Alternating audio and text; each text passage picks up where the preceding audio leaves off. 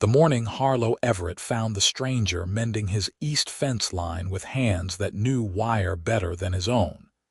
He realized he had stopped asking the names of the people who drifted through looking for work.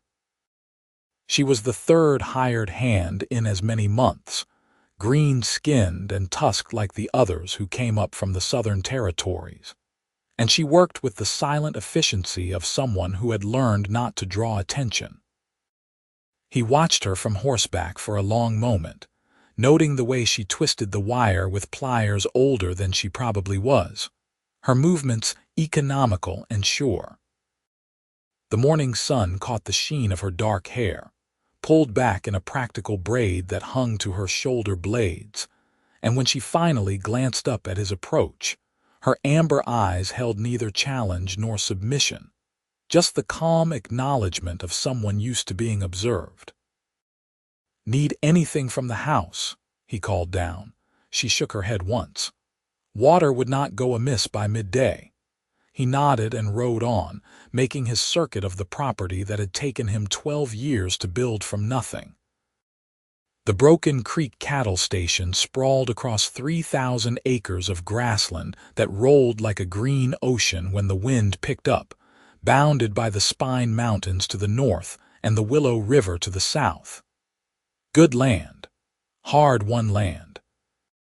Land that his father had meant to leave to both sons equally before Harlow's older brother Henrik had produced a forged will and walked away with everything, leaving Harlow with nothing but a horse, his tools, and a fury that had burned for 3 years before settling into something colder and more permanent.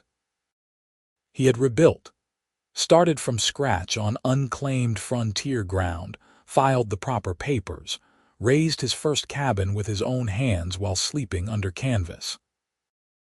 Now he had a proper house, 3 barns, corrals that could hold 200 head, and a reputation for fair dealing that brought buyers all the way from the eastern settlements.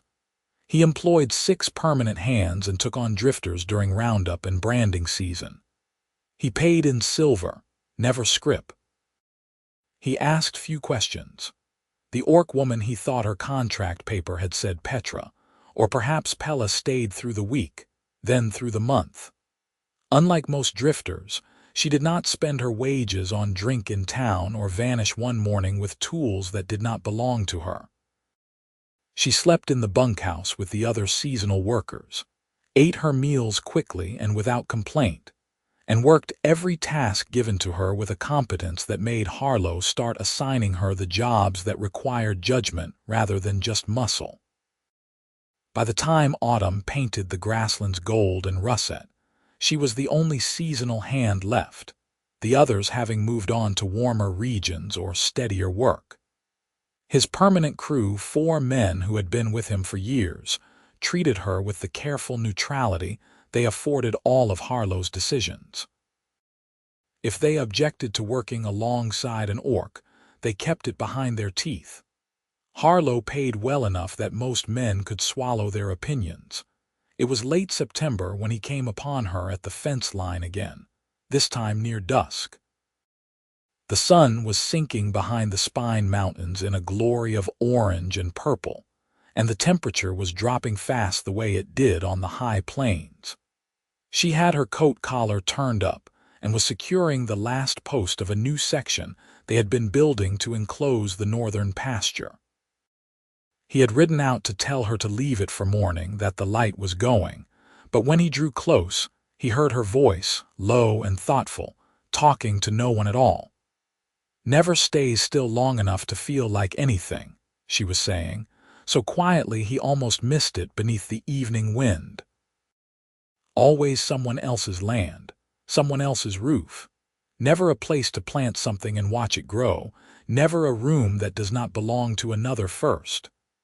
She twisted the last strand of wire tight and tested the post with one hand. Satisfied, she gathered her tools, and that was when she seemed to sense his presence. Her head came up, ears twitching toward him, and color rose in her cheeks, visible even in the failing light as she realized she had been overheard. "Sorry," she said quickly. Did not mean to waste time talking to myself. Harlow dismounted, leading his horse the last few yards. Everybody talks to themselves out here. Quiet gets too loud otherwise. She offered a small, careful smile that did not reach her eyes and bent to pick up the wire spool. He should have let it go. Should have told her to head in for supper and ridden back himself. Instead, he heard himself ask, "You really never had your own place?" Her hand stilled on the spool. For a moment he thought she would deflect or ignore the question entirely. Then she straightened, meeting his gaze with something raw and unguarded that she usually kept locked away. "No," she said simply. "I have not. Born in a labor camp, worked there until I was 16. Then I was sold to a mining concern up north for 5 years. Contract expired and I have been moving since, hiring on where I can. Every bunk is borrowed. Every bed is temporary. I have never had a place that was mine, not even a corner I could call my own."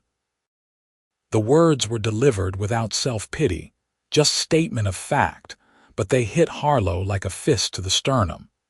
He knew that feeling.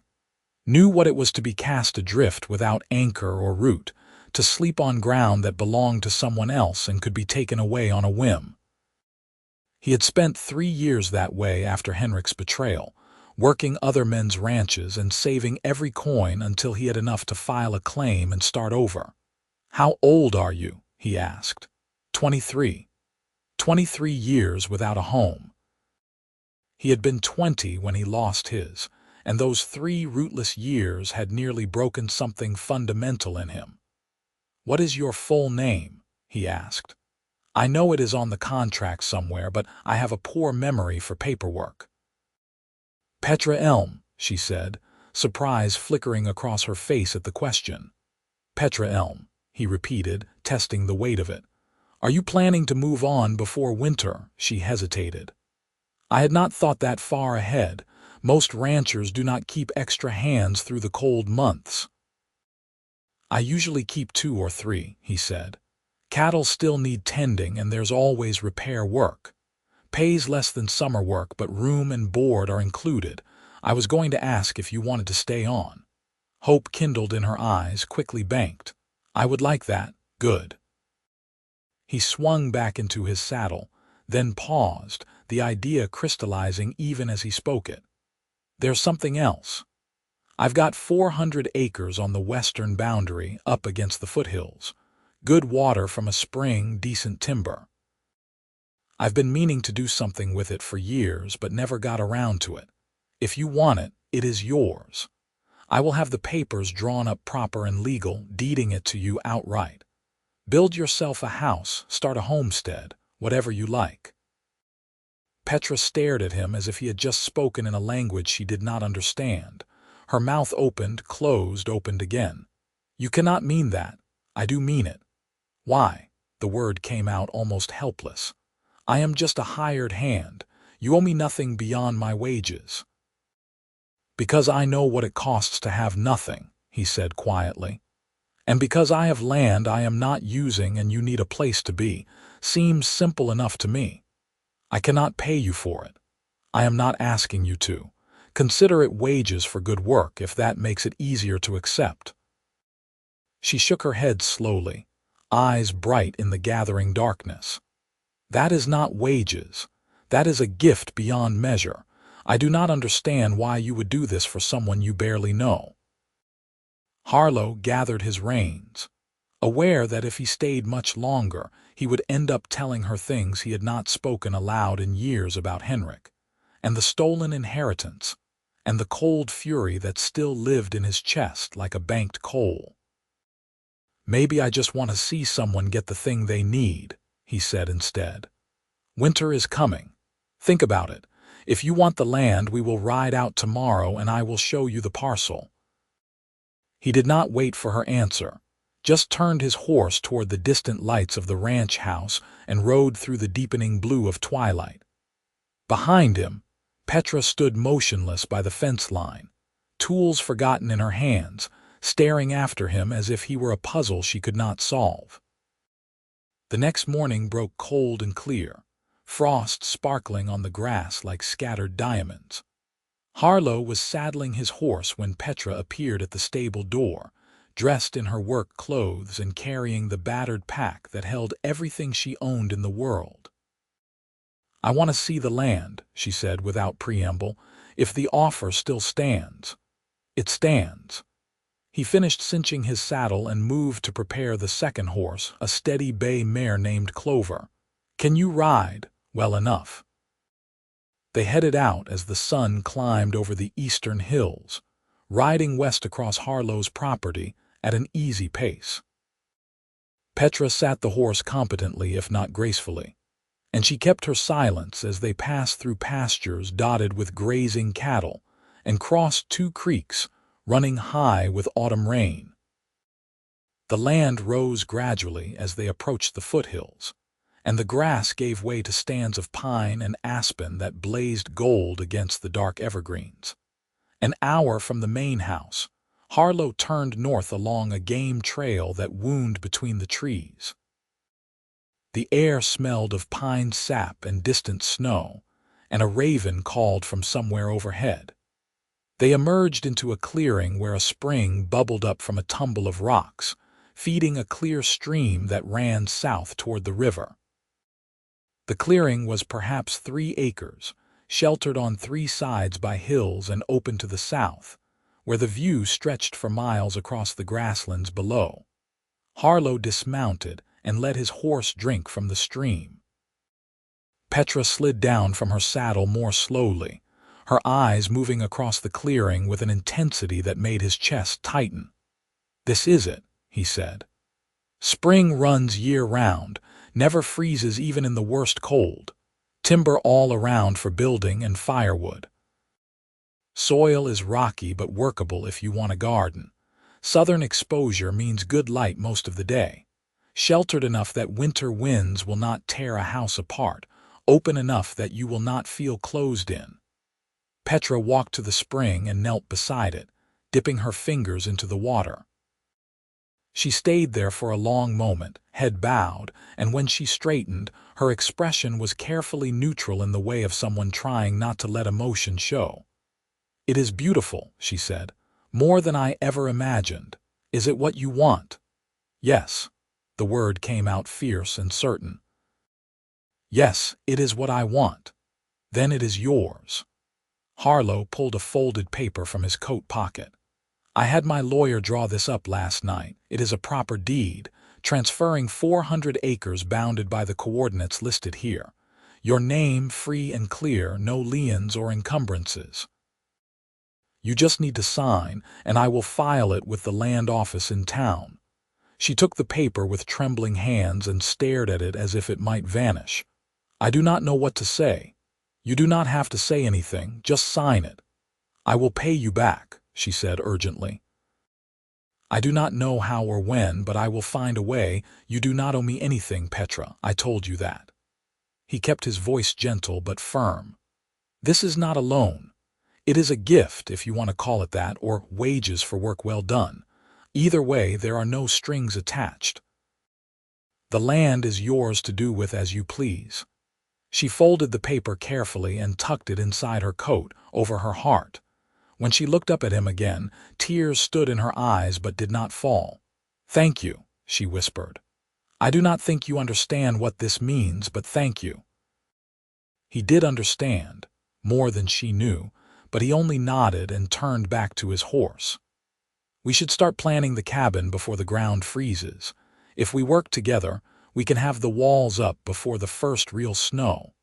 I have timber I can spare, and my crew will help with the heavy lifting.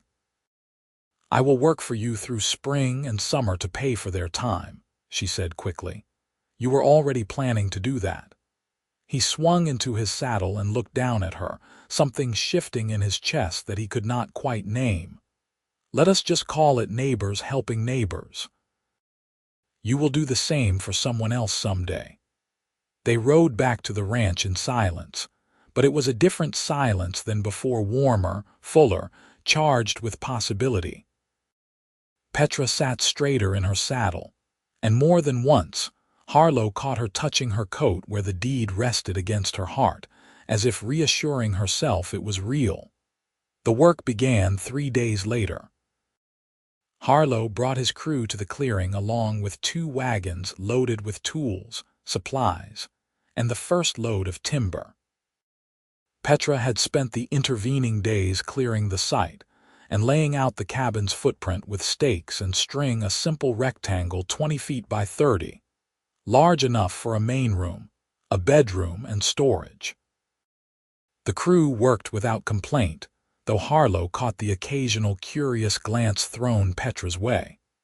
She worked alongside them, hauling logs and digging foundation holes, and if she noticed their wariness, she gave no sign. Harlow had chosen his men well over the years. They were steady, reliable, and more interested in their pay than in stirring up trouble.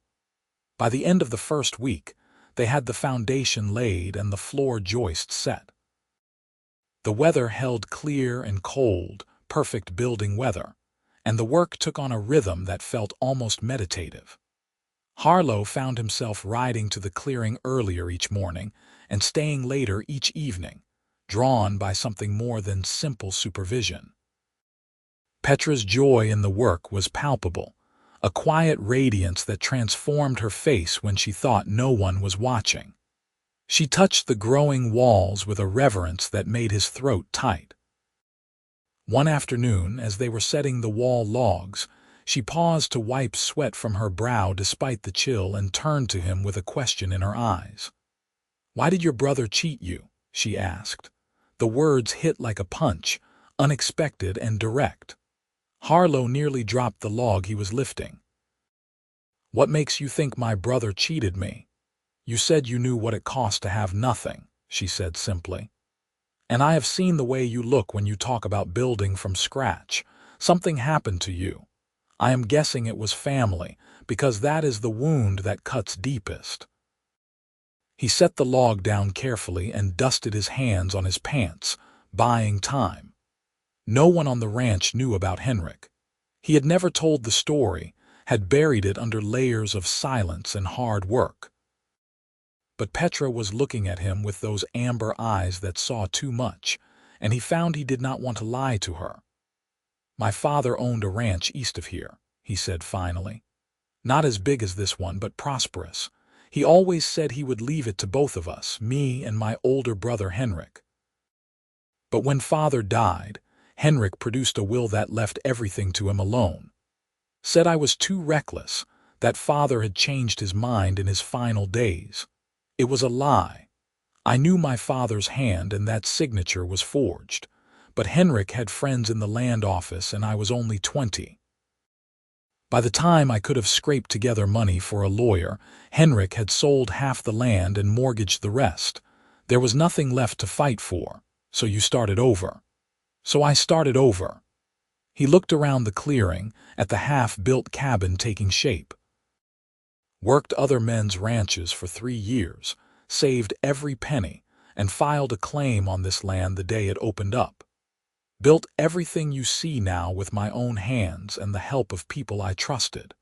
And I swore I would never let anyone take it from me again." Petra nodded slowly, understanding blooming in her expression. "That is why you gave me this land, because you know what it is to have something stolen." "Maybe," he admitted. "Or maybe I just wanted to give someone the thing I lost. Feels like it balances the scales somehow." "It does more than balance scales," she said quietly. "It gives hope. I did not have much of that before you made your offer." He turned back to the wall, uncomfortable with the weight of her gratitude. "We should keep working. Snow is coming." They built through October and into November, racing the weather. The walls went up log by log, notched and fitted tight, chinked with mud and moss. The roof beams were set and the shingles laid, each one splitting from cedar with the sharp crack of Harlow's froe. Petra learned carpentry as they worked, her hands growing confident with saw and hammer, and Harlow found himself teaching her the tricks his own father had taught him: how to read wood grain, how to shim a door so it would not stick, how to cut a window opening so the rain would run off instead of seeping in. They worked side by side more often than not, and in the quiet hours they talked. Petra spoke of her childhood in the labor camp, of mothers who were not her own but who had cared for her anyway, of learning to read from a discarded schoolbook and teaching herself figures by counting sacks and tallying loads. Harlow told her about growing up on his father's ranch, about learning to rope and ride before he could write his name, about the plans he and his father had made for the future before death and betrayal rewrote everything. The more they talked, the more Harlow found himself watching for her smile, rare and startling when it appeared, transforming her whole face. He noticed the way she hummed while she worked, low, tuneless sounds that spoke of contentment. He noticed the strength in her hands and the grace in her movements, the quick intelligence in her eyes when she puzzled through a problem. He noticed, and he tried not to notice, because noticing led to thinking and thinking led to feeling and feeling was dangerous. She was his employee. She was an orc in a world that barely tolerated her kind.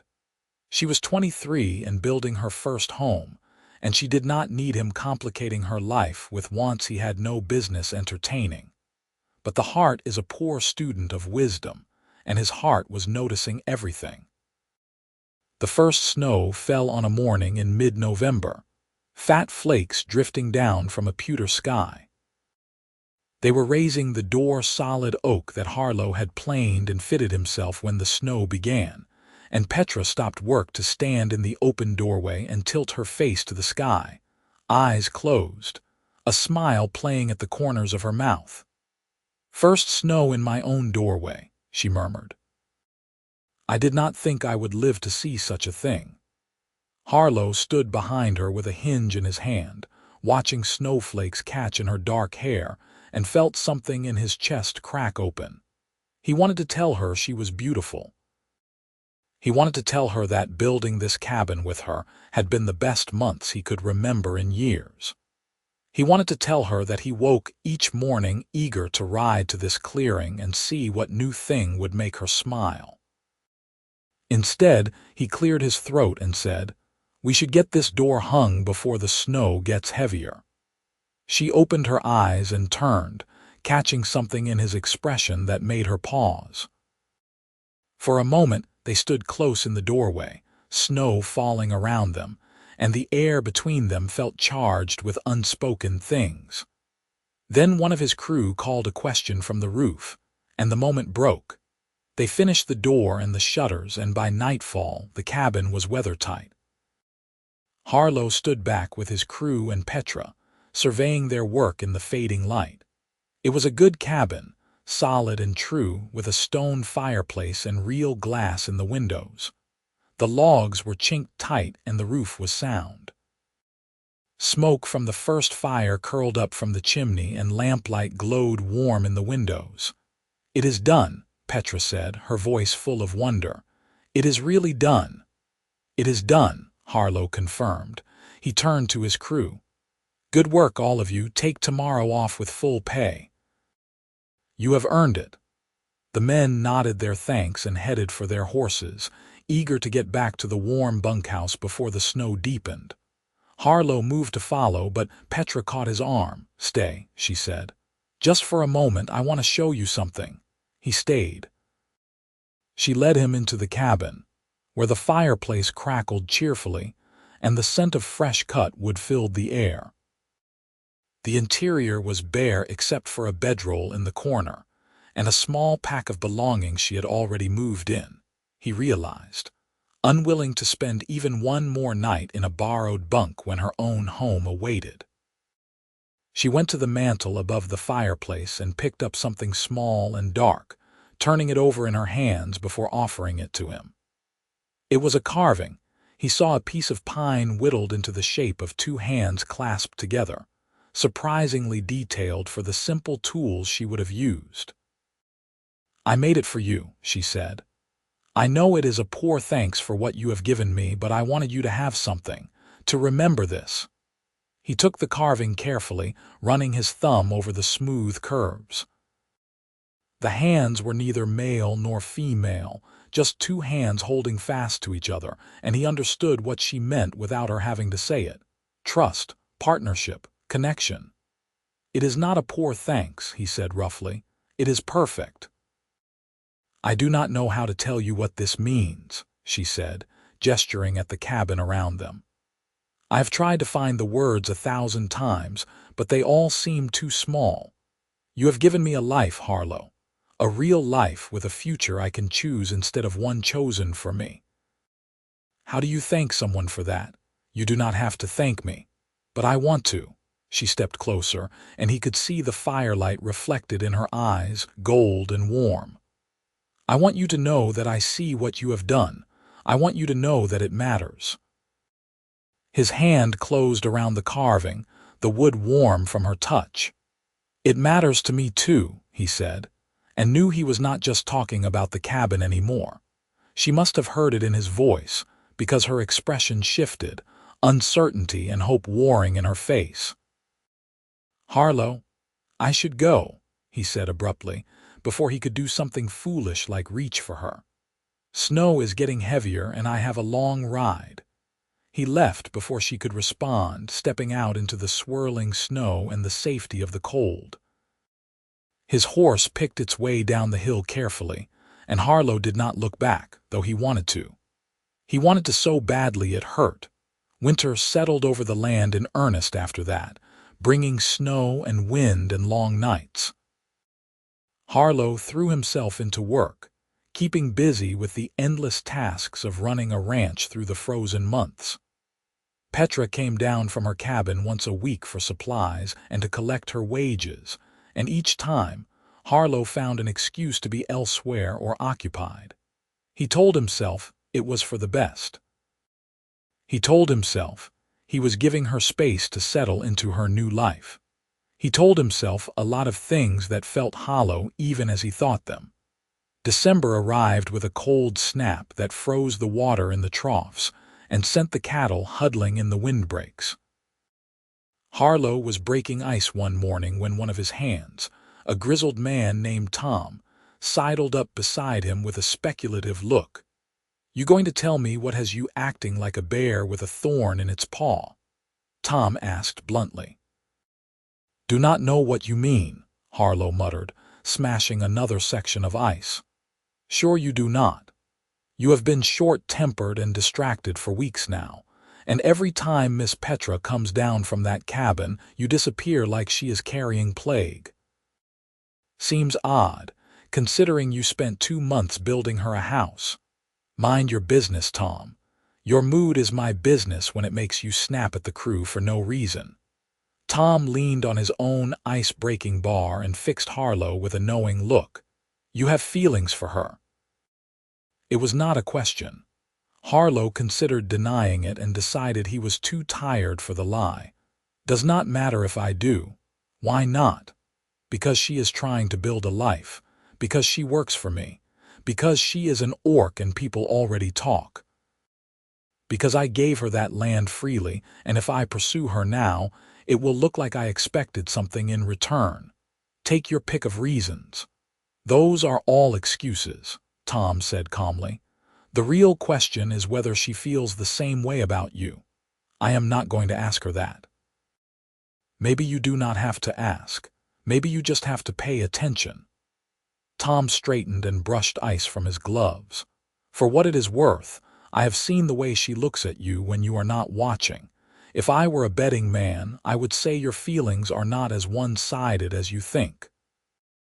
He walked away before Harlow could respond, leaving him standing in the frozen morning with Tom's words echoing in his head. "The way she looks at you when you are not watching. Was that true? Or was it just wishful thinking on Tom's part?" Harlow thought about it all day and into the evening, and by the time night fell, he had made a decision. He would ride up to the cabin tomorrow, bring her the smoked ham he had been saving, and simply talk to her. No confessions, no pressure. Just honest conversation between two people who had built something together and might, if they were both brave enough, build something more. He went to bed with a plan and woke to chaos. The rider arrived at dawn, a young man from the land office in town, his horse lathered despite the cold. Harlow met him at the door, dread already curling in his gut at the expression on the man's face. "Mr. Everett, you need to come to town right away. There is a challenge to one of your deeds." "Which deed?" Harlow demanded, though he already knew. "The 400 acres you transferred to Miss Petra Elm. A man named Henrik Everett has filed a claim stating the land was never yours to give, that it belongs to him by right of inheritance." The name hit like a physical blow. Henrik. Of course it was Henrik. Harlow dressed and saddled his horse in grim silence, his mind racing. Henrik had no claim to this land. Harlow had filed the original claim himself, worked the land for the required time, and received the deed free and clear. But Henrik had friends, and Henrik had money, and Henrik had a gift for twisting the truth until lies sounded like gospel. He rode to Petra's cabin first, pushing his horse hard through the snow. She answered his knock with a smile that faded the moment she saw his face. "What is wrong?" "My brother is trying to take your land," he said without preamble. "He has filed a challenge claiming I never had the right to deed it to you. I do not know how he even found out about it, but he did. We need to go to town and fight this." The color drained from her face.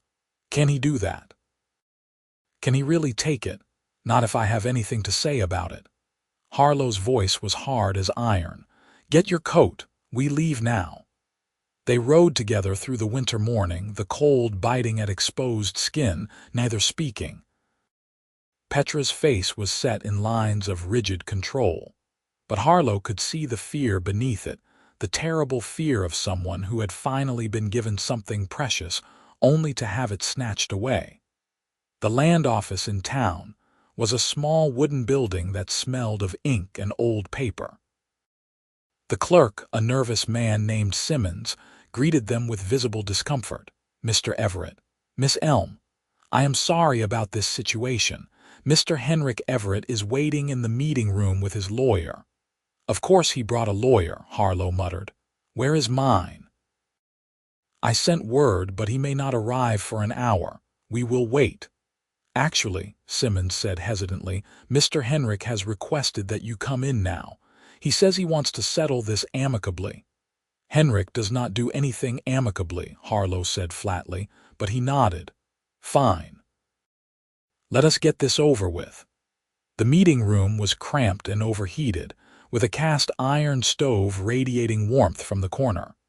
Henrik sat at the table, looking prosperous and comfortable in expensive clothes, a smile on his face that did not reach his eyes. The lawyer beside him was a sharp-faced man Harlow did not recognize. Henrik rose as they entered, extending a hand that Harlow ignored. "Little brother, it has been a long time."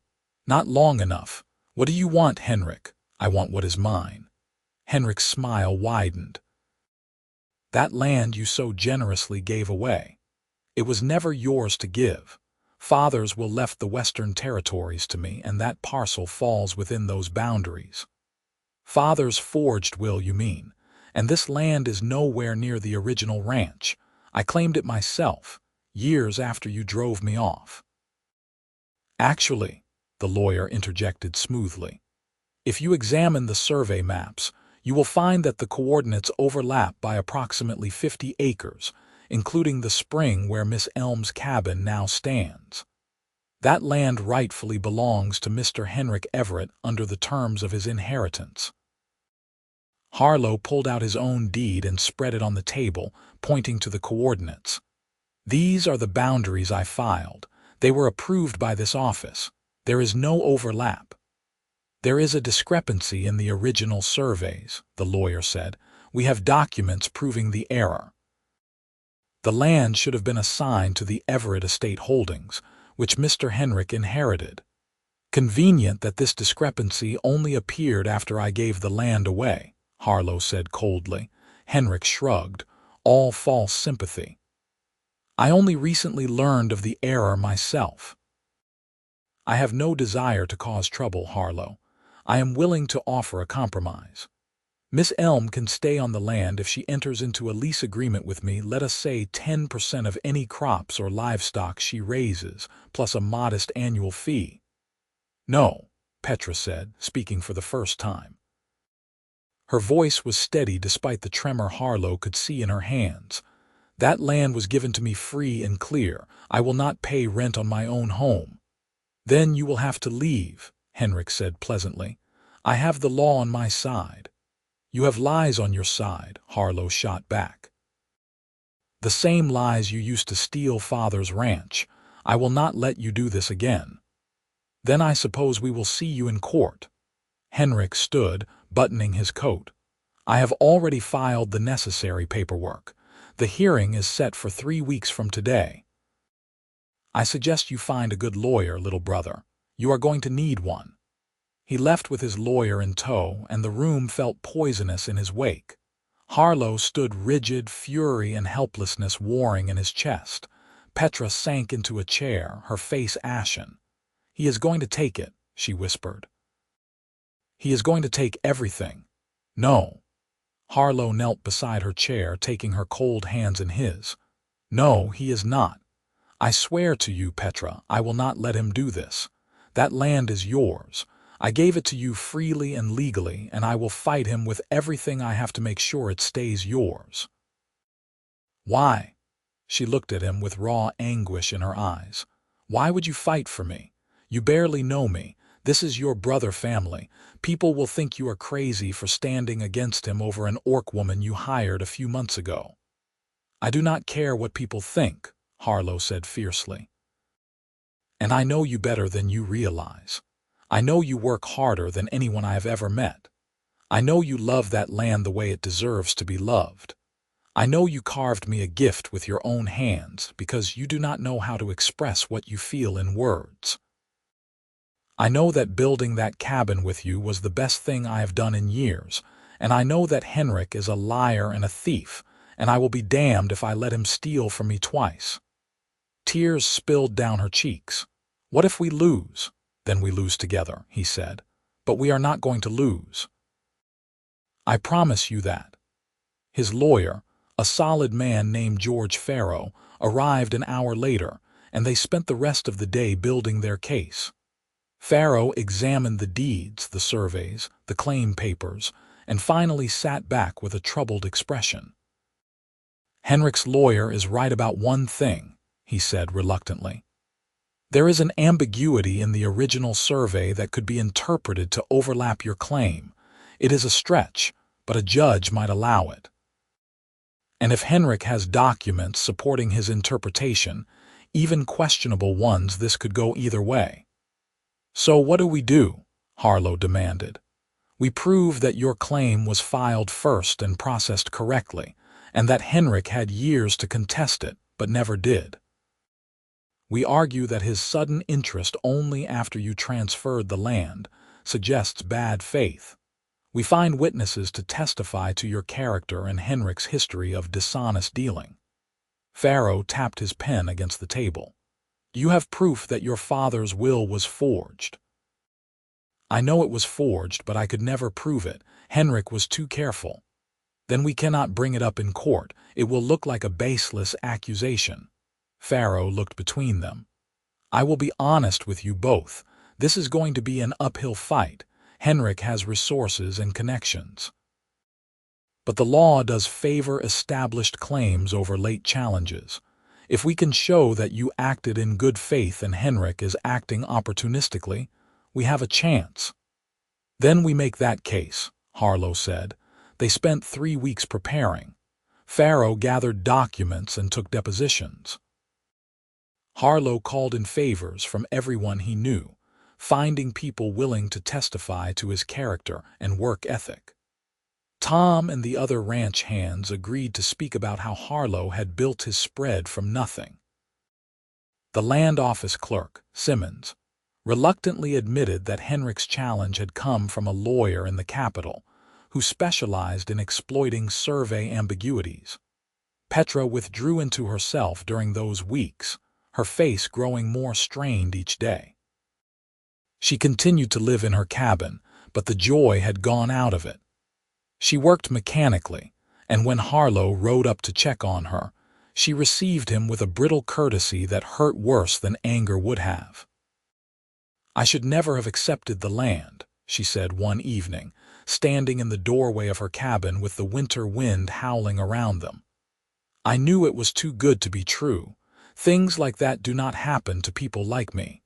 "You are wrong," Harlow said. "Things like that should happen to everyone. You deserve that land, Petra. You deserve a home and a future and every good thing you can build for yourself. What I deserve does not matter if I cannot keep it. Then we will make sure you keep it." He wanted to pull her into his arms, to promise her everything would be all right, but the distance she had put between them felt uncrossable. "Please trust me." "I do trust you," she said softly. "That is what makes this so hard. You have already given me so much, and now you are risking more to protect it. What happens if you lose the case? What happens if Henrik goes after your ranch next, using the same tricks? You could lose everything because of me. Then I would lose it fighting for something that matters." He stepped closer, close enough to see the lamplight reflected in her eyes. "Petra, these past months have meant more to me than I can properly say. Building that cabin with you, watching you claim something for yourself, seeing you happy, it has been a gift. Whatever happens in court, I will never regret giving you that land. Do you understand? I will never regret it." She nodded, tears streaming down her face, and this time when he reached for her, she let him pull her close. They stood together in the doorway while the wind howled and the snow fell, holding each other against the cold and the uncertainty. And for a moment, the fear receded. The day of the hearing arrived gray and bitter. They gathered in the courthouse, a stone building in the center of town that smelled of wood polish and old justice. The judge was a stern woman named Margaret Voss, known for her fairness and her impatience with legal games. Harlow took that as a good sign. Henrik sat on one side of the courtroom with his lawyer and a stack of documents that looked alarmingly official. Harlow, Petra, and Pharaoh sat on the other, with their own smaller collection of evidence. The gallery was full. Word of the case had spread, and people were curious to see a fight between the Everett brothers play out in public. Judge Voss called the court to order and listened as both sides presented their cases. Henrik's lawyer spoke first, laying out the claim with practiced smoothness. He produced survey maps with the disputed coordinates highlighted, documents showing the original Everett estate holdings, and testimony from a surveyor who claimed the overlap was genuine. Then it was Pharaoh's turn. He presented Harlow's original claim, the approval from the land office, and the deed showing clear transfer to Petra. He called Tom to testify about Harlow's character and work. He called Simmons to testify about the unusual timing of Henrik's challenge. He called a second surveyor who disputed the first one's findings and stated that the coordinates were clear and unambiguous. Finally, Pharaoh called Harlow to the stand. "Mr. Everett, can you explain why you gave this land to Miss Elm?" "Because she needed a home," Harlow said simply. "Because I had land I was not using and she had nothing. Because I remember what it feels like to be cast out with nowhere to go, and I did not want that for her." "Did you expect anything in return for this gift?" "No. It was a gift freely given with no conditions." "Why do you believe your brother is challenging this deed now, after so many years?" Harlow looked directly at Henrik. "Because he cannot stand to see someone else have something he thinks he can take. He did it to me when our father died, and he is doing it now to Petra. It is not about the land. It is about control." Henrik's lawyer objected, but Judge Voss waved him off. "I will allow it. Mr. Henrik Everett, you will have a chance to respond." Henrik took the stand and painted a picture of a man simply trying to protect his rightful inheritance, discovering an error and seeking to correct it through proper legal channels. He was smooth and sympathetic, and Harlow could see some of the gallery nodding along. But then Pharaoh asked his question. "Mr. Henrik Everett, why did you wait 12 years to challenge the boundaries of your brother's claim?" Henrik hesitated. "I was not aware of the issue until recently." "You were not aware that your brother claimed land adjacent to your inherited property. You never thought to verify the exact boundaries in all that time." "I had no reason to question them." "But you did have reason to keep track of what your brother was doing, did you not? You knew he built a ranch. You knew he prospered. Why the sudden interest now?" "I only learned of the deed transfer a few weeks ago," Henrik said stiffly. "That prompted me to review the surveys." "And how did you learn about the deed transfer?"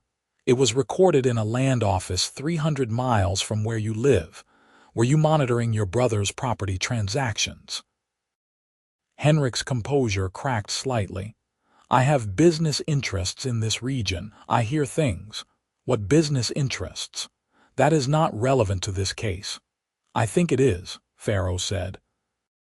"Because I think you have been watching your brother for years, waiting for an opportunity to take something from him again. And when he gave land to Miss Elm, you saw your chance." "Objection," Henrik's lawyer said sharply. "Speculation and harassment." "Sustained," Judge Voss said, but her eyes were thoughtful as she looked at Henrik.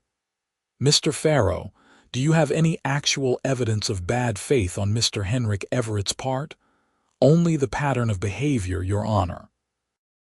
"And the fact that this challenge materialized only after the land was transferred, not before." The hearing stretched into the afternoon. Both sides made their closing arguments. Henrik's lawyer emphasized the legal ambiguity and the importance of property rights. Pharaoh emphasized the timing, the questionable motives, and the harm that would be done to Petra if she lost the home she had built. Finally, Judge Voss called a recess and withdrew to her chambers. Harlow sat with Petra in the gallery, their hands clasped tight, and waited. Minutes stretched into an hour, then 2. The courthouse grew cold as the sun set, and still they waited. At last, Judge Voss returned. The courtroom fell silent. "I have reviewed all the evidence presented today," she said. "This is a complicated case with valid arguments on both sides. However, the law is clear on one point. A land claim, once properly filed and approved, cannot be challenged years later without compelling evidence of fraud or error. Mr. Henrik Everett has presented evidence of ambiguity, but not of error. The original survey may have been imprecise, but it was accepted by the land office at the time and has stood unchallenged for 12 years. Harlow felt Petra's hand tighten in his. "Furthermore," Judge Voss continued, "the timing of this challenge raises questions about motive. Mr. Henrik Everett has offered no explanation for why he did not contest the boundaries when his brother first filed the claim, or at any point in the subsequent decade. The fact that he only raised the issue after the land was transferred suggests that his interest lies not in correcting an error, but in preventing the transfer itself. That is not a sufficient basis to overturn a valid deed." Henrik's face darkened, but he said nothing. "Therefore, I rule in favor of the defendants. The deed transferring 400 acres to Miss Petra Elm is valid and will stand. Mr. Henrik Everett's challenge is dismissed with prejudice, meaning he cannot bring it again. This case is closed." The gavel fell, and Petra made a sound halfway between a sob and a laugh. Harlow pulled her into his arms, relief and triumph flooding through him so strongly it left him shaking. Around them, the gallery erupted in murmurs, and he heard Tom's voice raised in a cheer. Henrik stood and strode from the courtroom without a word, his lawyer scrambling after him. Harlow did not watch him go. He was too busy holding Petra while she cried into his shoulder, her whole body trembling with released fear. "It is over," he murmured into her hair. It is over and you won. The land is yours. No one can take it now. We won, she corrected, pulling back to look at him with streaming eyes. We won, Harlow. You fought for me. You stood up to your own brother for me. I told you I would. I know. I did not really believe it until now. I did not believe anyone would do that. She cupped his face in her hands, her touch gentle and wondering. Thank you for everything. He covered her hands with his own, words crowding his throat, words about how she had changed his life, how building her home had felt like building a future, how he had fallen in love with her somewhere between raising walls and watching her joy. But they were standing in a courthouse with people streaming past, and the words felt too big and too important for this moment. So he just held her hands and said, "Let us go home." They rode back to the ranch in the darkness, the stars sharp and bright overhead. Petra's cabin glowed with lamplight as they passed it, and Harlow felt her gaze linger on it, hungry and possessive. He understood that feeling. It was the same way he looked at the ranch he had built from nothing, the sense of this is mine. I made this. No one can take it away. At the main house, he insisted she come in for a meal and a warm drink before riding up to her cabin alone. His permanent hands were gathered in the kitchen, and they greeted Petra's arrival with grins and handshakes, genuinely happy at the outcome. Tom clapped Harlow on the shoulder hard enough to bruise. "Told you it would work out," Tom said. "You told me no such thing. You told me to pay attention. Well, are you paying attention now?" Harlow looked across the room at Petra, who was accepting a cup of tea from one of the men and smiling a real smile, unguarded and bright. "Yes," he said quietly. "I am paying attention." The hands drifted off to the bunkhouse eventually, and Harlow found himself alone with Petra in the warm kitchen, the fire crackling in the hearth. She cradled her teacup and looked at him over the rim, something questioning in her eyes. "What happens now?" she asked. "Now you go back to your cabin and live your life. Build a garden come spring, maybe get some chickens, whatever you want. And us," the word hung in the air, fragile and vital. "What about us?" Harlow set down his own cup carefully. "That depends on what you want. I want to know if I imagined the way you looked at me while we were building the cabin," she said, the words coming out in a rush. "I want to know if you felt what I felt, or if I was just so grateful I convinced myself there was something more. Because if it was just me, I need to know now so I can manage it. But if it was not just me, if you felt it too, then I want to know that as well." Harlow crossed the space between them and took her hands, pulling her gently to her feet. "It was not just you. I felt it too. I have felt it for months, Petra. Every day we worked together, every time you smiled, every time you touched something you had built with pride and wonder, I felt it. I tried not to, because I did not want to pressure you or make you feel obligated, but I am not going to lie about it now. I care for you, more than care. I think I started falling in love with you the night you whispered that you had never had a home, and I have been falling ever since." Her breath caught. "Harlow, you do not have to say anything," he said quickly.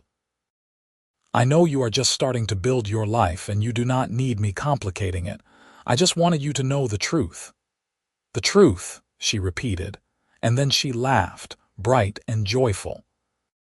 "The truth is, I started falling in love with you the moment you offered me land without asking for anything in return. The truth is I carved you that gift because I did not have words to tell you what you meant to me. The truth is I have been terrified for weeks not just of losing the land but of losing you, of having you realize I was not worth the fight. You are worth every fight," he said fiercely. "You are worth all of it and more."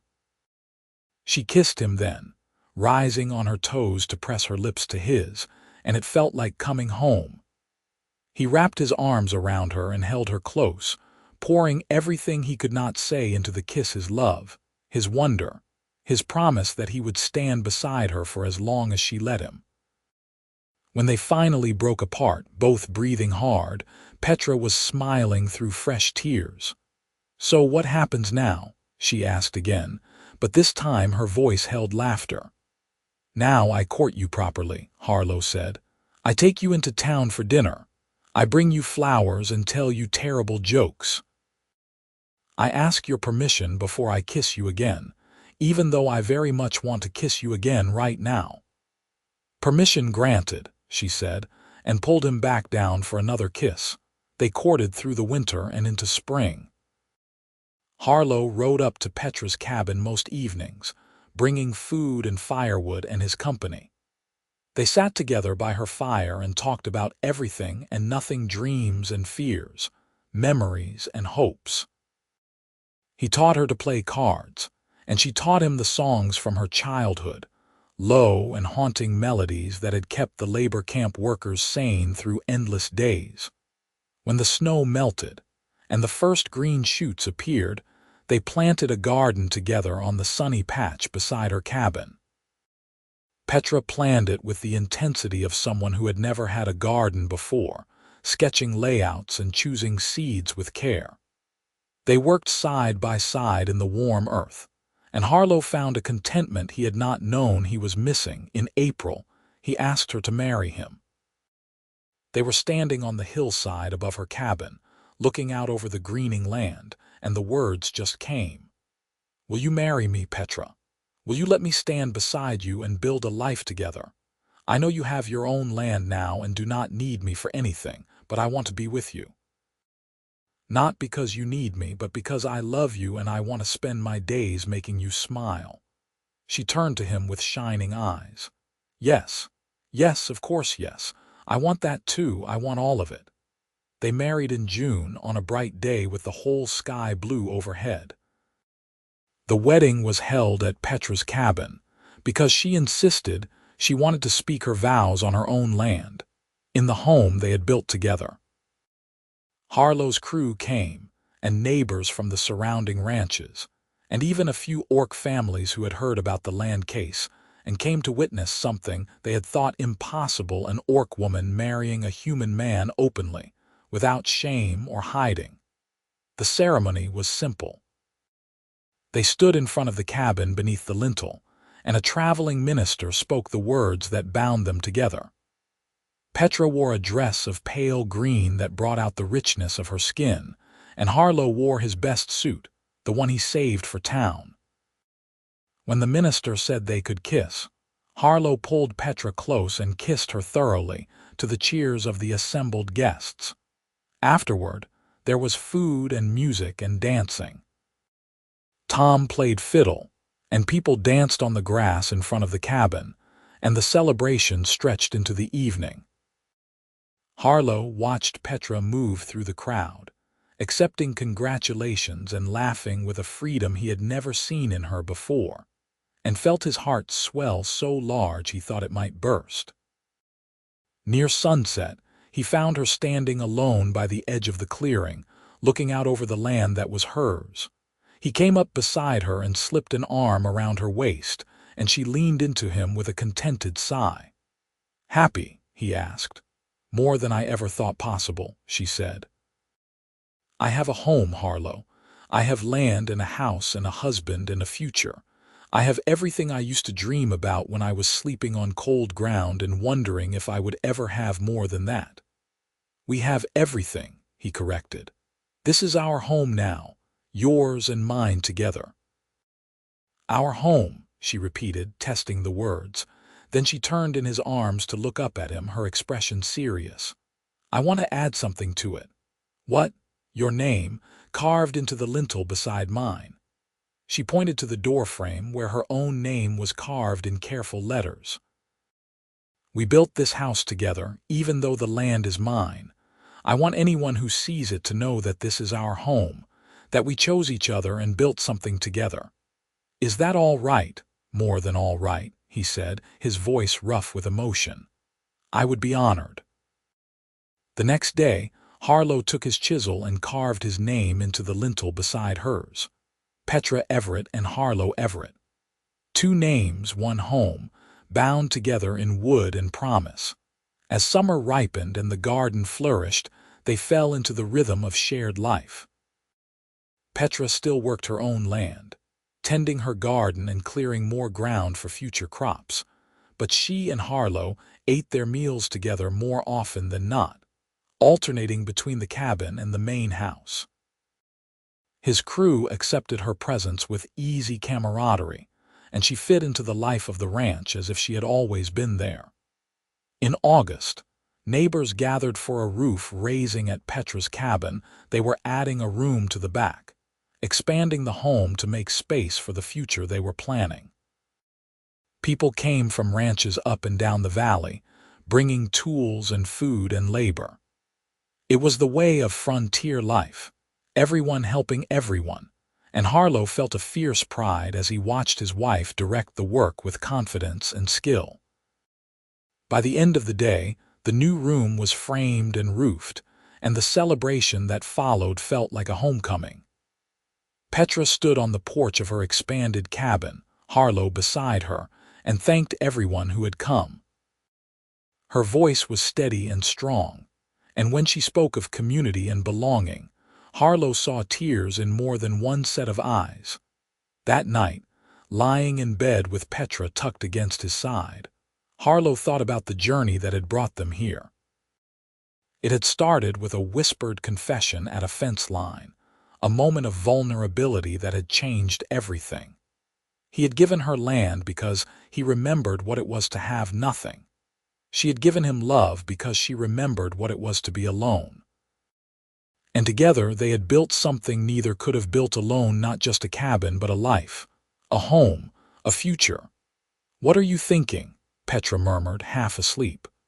"That I am glad I heard you that night at the fence," he said. "That I am glad I offered you the land. That I am glad for all of it.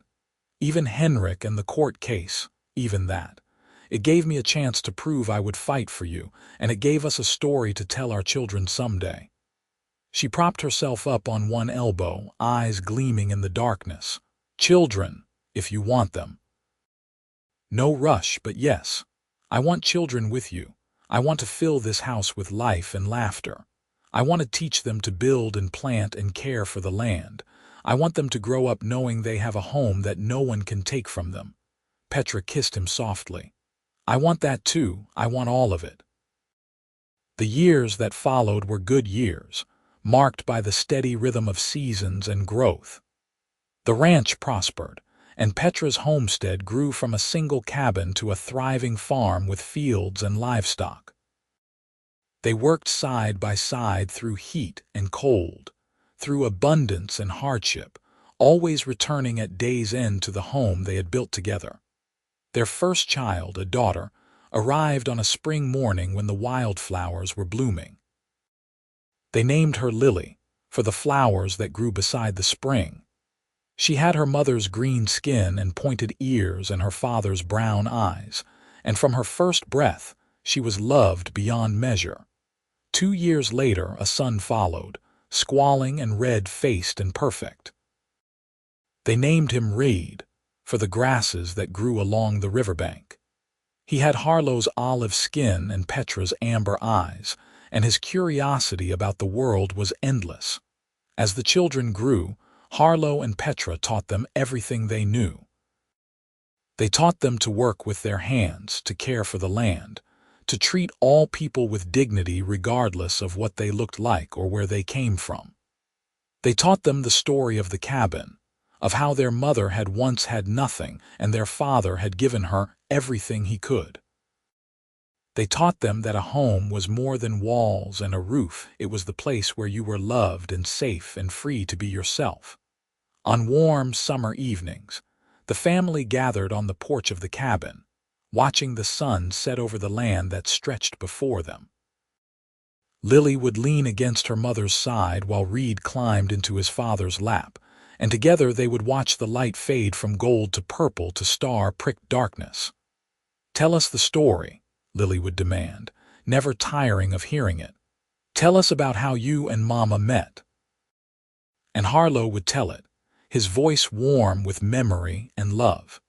He would tell them about the day he found their mother mending fence, about overhearing her whisper that she had never had a home of her own. He would tell them about offering her land and building the cabin together, about Henrik's challenge and the court case, about the day the judge ruled in their favor and made it permanent. And then what happened? Reed would ask, though he knew the answer by heart. Then I asked your mother to marry me and she said yes. And we built this home together and then you came along and now we have everything we ever wanted. Did Uncle Henrik ever come back? Lily would ask, her voice dropping to a dramatic whisper. No. He stayed away and good riddance to him. We have not seen him since the court case, and we do not need to. And you never regretted giving Mama the land, Reed would press, seeking reassurance even though he already knew the answer. Not for one single moment, Harlow would say firmly, pulling Petra close with his free arm. Giving your mother that land was the best decision I ever made, because it brought us together. It gave us this life, this family, this home. How could I ever regret something that gave me everything? Petra would smile and kiss his cheek, her eyes full of the same love and wonder she had shown on the day he first offered her the land. We built it together, she would remind him. The land was your gift, but the home was something we made together. That is what matters. And Harlow would agree because she was right. The land had been the beginning, but the home, the real home, the one that mattered, was the life they had built together, day by day, choice by choice, love by love. It was in the garden they planted each spring and the harvest they brought in each fall. It was in the way they worked side by side and laughed together at day's end. It was in the children they were raising to be strong and kind and unafraid. It was in the names carved side by side on the lintel, weathering together through sun and rain and the passage of years. It was in the whispered conversations on quiet nights, when Petra would tell him she loved him and Harlow would respond that he loved her too, that he always would, that giving her a home had given him one in return. That was the truth they built their life on, the foundation stronger than any made of logs and nails. They had found each other at a moment when both were marked by loss and rootlessness, and together they had created something permanent and good. They had turned a whispered confession into a promise, and that promise into a life. Years passed, and the cabin grew with them more rooms, more space, more life. The children grew tall and strong, learning the land the way their parents had learned it, with calloused hands and open hearts. Neighbors became friends, and the valley that had once felt vast and empty became home to a community of people who had chosen to build their lives in this wild, beautiful place. On the 10th anniversary of the day, Harlow had first offered Petra the land. They held a celebration. Friends and family gathered from all across the valley, bringing food and music and gifts. The children ran wild with their friends, and the adults talked and laughed and danced as the sun set in a blaze of color. As twilight fell, Harlow found Petra standing alone on the hillside above the cabin, looking out over the land just as she had done on their wedding day. He came up beside her and took her hand, and they stood together in comfortable silence, watching the lights come on in the cabin below. "Do you remember the night I told you I had never had a home?" she asked softly. "Every detail," Harlow said. "You were at the fence line talking to yourself. You said it never stayed still long enough to feel like anything." "I was wrong," she said. "It does stay still. It has stayed still for 10 years now, and I wake up every morning surprised that it is still here, still mine, still ours. Sometimes I can hardly believe it is real." "It is real," Harlow assured her. "It is as real as the ground beneath our feet and the sky above our heads. This is our home, Petra. Yours and mine and our children's. It will be here tomorrow and the day after and all the days that follow."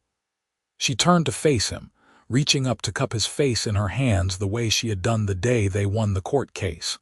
"You changed everything," she said. "You heard me whisper that I had never had my own home, and your answer changed everything. You gave me a life, Harlow. You gave me a future and a family and a place to belong. I will never stop being grateful for that." "You gave me the same," he said. "I had land and a house, but I did not have a home until you came into my life. You filled it with love and laughter and purpose. We gave each other what we both needed. Then we are even," she said with a smile, and kissed him as the stars began to appear overhead, bright and constant and sure. They walked back down to the cabin hand in hand, to the home that had started with a whispered confession and a generous offer, to the life they had built together from nothing, to the family and future that stretched out before them like the land itself, vast and full of promise. And if sometimes, in the quiet moments, Petra still marveled at the fact that she had a home to call her own, Harlow marveled right alongside her. Because the truth was that they had both been homeless in their own ways, he in spirit, and together they had found the one thing that mattered most: a place to belong, a person to love, a life worth living. The cabin stood solid on the hillside, smoke curling from its chimney, lights glowing warm in the windows. Inside, children's laughter rang out, and the smell of supper cooking filled the air. It was a home in every sense of the word, built on land freely given and love freely shared, and it would stand as long as the hills themselves. That was the gift Harlow had given Petra, and the gift she had given him in return. Not just a house or a piece of land, but a place in the world where they were known and loved and welcomed home. A place where they belonged together, now and always. And that was worth more than all the land or gold or power in the world. That was everything.